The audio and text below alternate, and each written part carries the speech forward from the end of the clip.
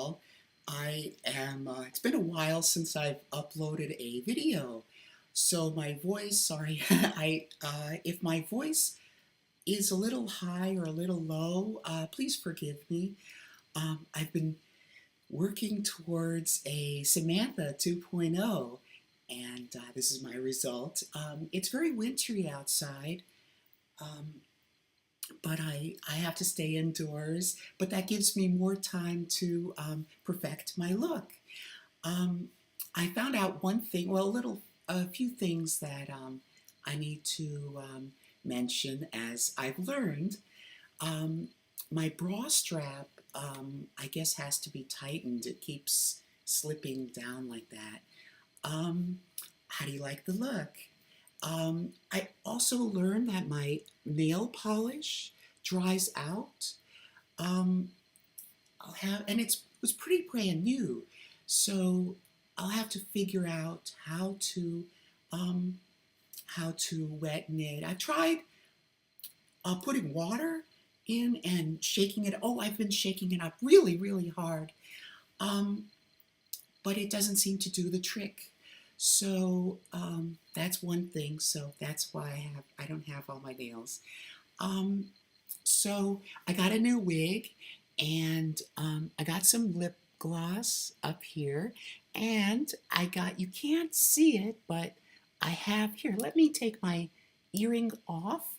I know it's this side, the earring is on backwards, but I it's about 6 weeks ago. This is the end of my 6th week with these earring piercings.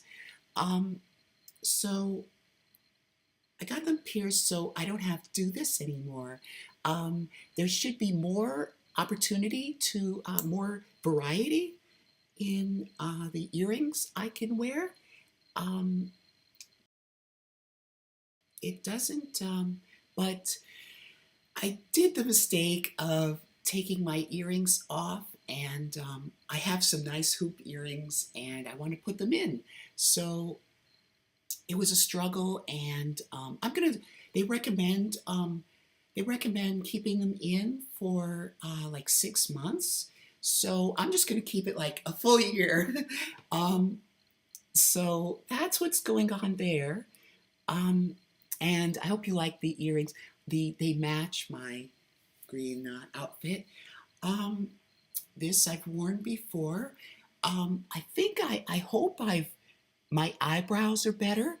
I used that razor I showed in an earlier video, and done a little bit more. My white highlighter, I'll have to work on that. Now, I chose this wig for several reasons. One, I wanted bangs.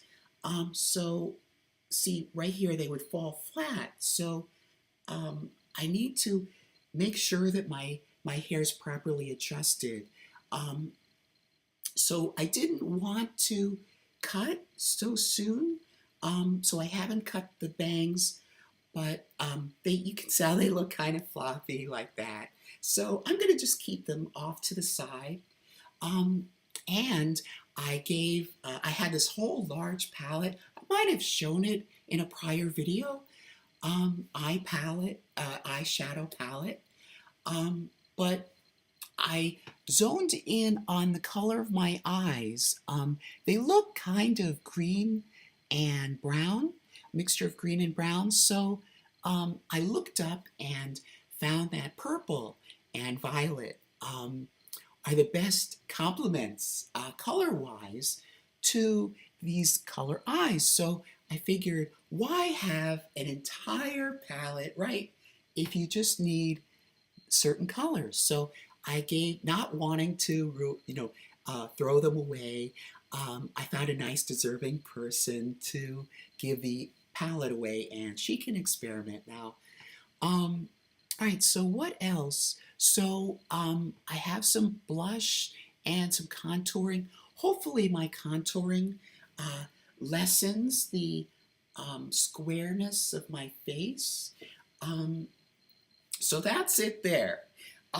So the other part, I'll make this a short video. not longer than it has to be. Um, I have this. It's a list of songs.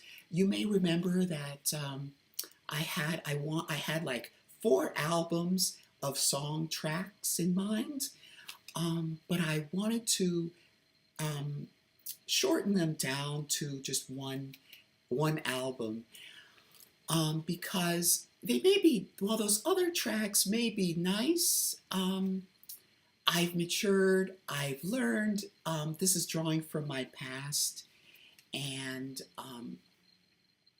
I want to put out my current feelings, and they would be easier to write, of course. So it would be one album, and the working title is Mental Anatomy. Mental Autopsy, because these are tracks, are very heartfelt, um, and I'm trying to figure out myself. It would be under my name, Samantha, and Samantha Bahar, hopefully. And I'll just read off. I don't have any titles yet, but I want to read off. There are about 11 or 12, which should constitute a full album. All right, the first one I nicknamed Reunion, and I'll change the gender because I'd be performing like this. So it would be about a guy that I had known in earlier in my past, and it would be a reunion, and reflecting on how much has changed between the two of us, and kind of confronting somebody from your past and the awkwardness, what to say. You're so fearful, you don't know what he's going to say. You want to be kind, yet you have all this pent up emotion. So I have more notes on that, but I just want to give you like an overview of these different songs. So track 2, the opposite, this new love, I thought of Like a Virgin by Madonna, and it's based on a real thing in my life. It's about me meeting this guy and being so overwhelmed that all the other stuff wipes away. It's a lot like a virgin, but I want to tell my version. And the next one would be my secret crush. I've always had in mind Madonna, but this, me being dressed up like this, I thought, well, it could work as Madonna, but I'd want to change it. So I'm going to find some guy, maybe it doesn't have to be a guy. Maybe it doesn't have to be me speaking his name, because a lot of these songs, virtually all these songs, will be addressed to you. In other words, you this, you that. Because I find a lot of songs, especially in the 80s, were like that. So it's going to be about a secret crush on a celebrity. We'll see where that goes. So let me see, the 4th track is a trepidation about, this is my mermaid. I want to work like one mermaid song in there. So it's about more than trepidation about revealing my true mermaid self. It's about like women with weight issues or women with insecurities. And I want to speak about that, even though I'm not a woman. I think I can sing about it. It's all based on personal experience, and I'm gonna have my crack at singing about insecurities, singing about trepidation. Will this guy still think well of me when after he knows these secrets of mine? So that's track 4, and so I left the next 3 tracks here empty, But overall, if you add them together, they add up to about 11 or 12. So I figured this would be side B. So side B, number 5 is wondering if my mom is still looking over me, her being deceased, and singing about memories of her past, and kind of a loving, embracing feeling. I want her to still be there, wondering if she's still looking over me. Um, and then track number 6 is nostalgia for 80s childhood. I grew up in the 80s, and it would be about shopping malls and all the iconography from the 1980s. But you have to have like a personal connection. So I'm going to be also singing about this childhood friend of mine, and maybe guy, maybe girl, and some common things I noticed in here. I put down, you don't know how good it is until it's over, which I guess in retrospect could also apply to relationships, right?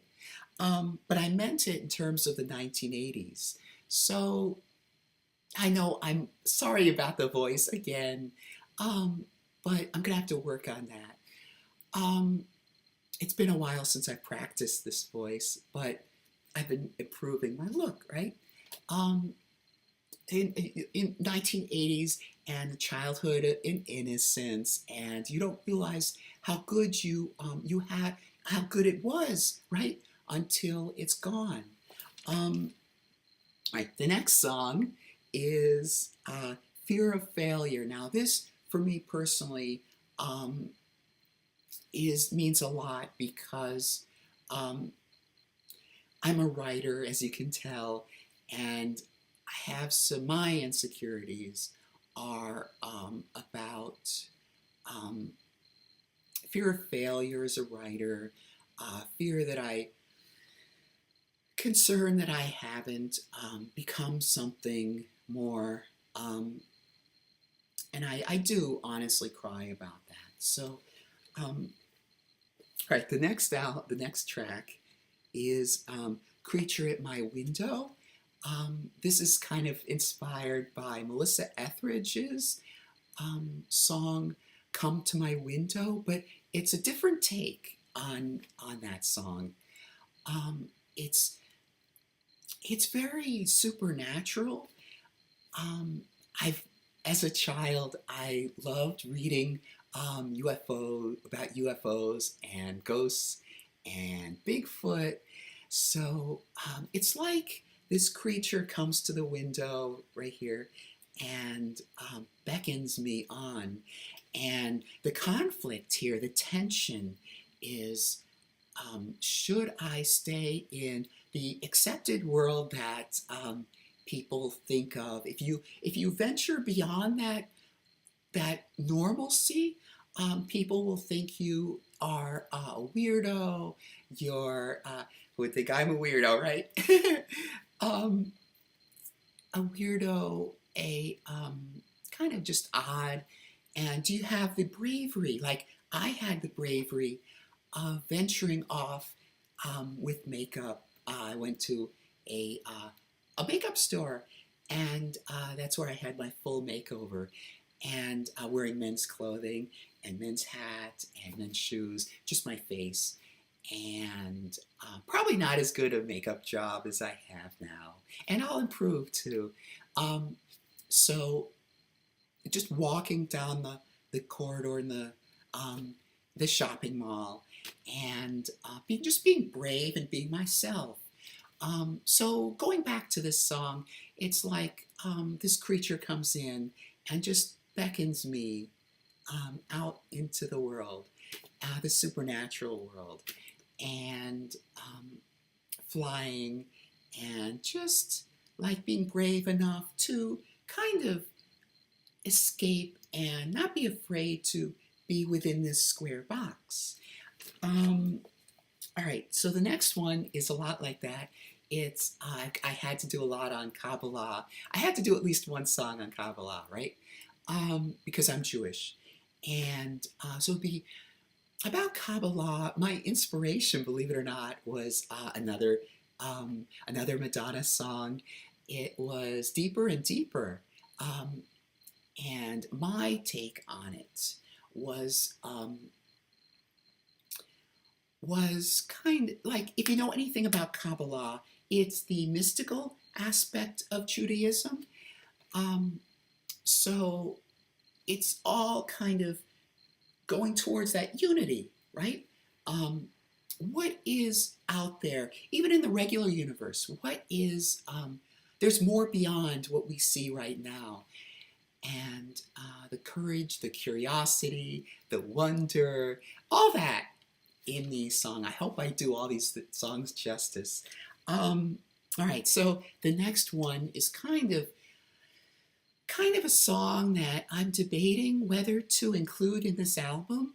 And I'll censor it right here. I'll filter it. It's about unending oneself or quitting in life, because I had that sometimes stemming from somebody in my past, and I'm going through counseling right now.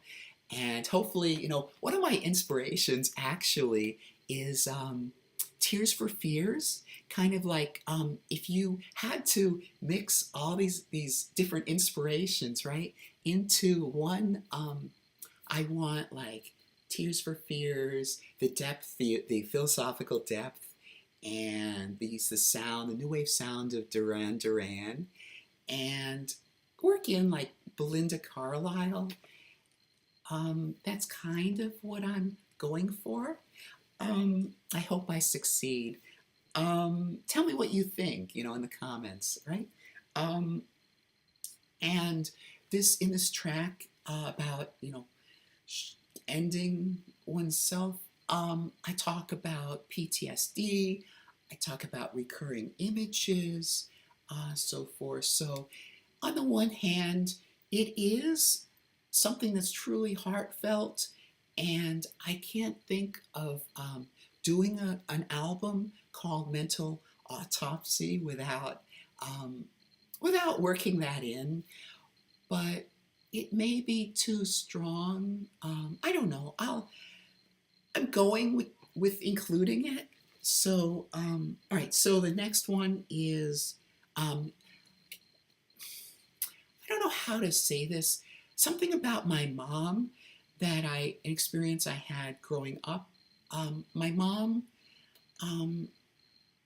dealt with issues, I'll just say, and what it was like for me, having to keep it a secret, and having people make fun of you. And I think these are all universal messages that people can relate to, hopefully. All right, so then the final track would be Trepidation. I have Holding Out and Trusting I'm Not Going to Be Ghosted. Hoping that he would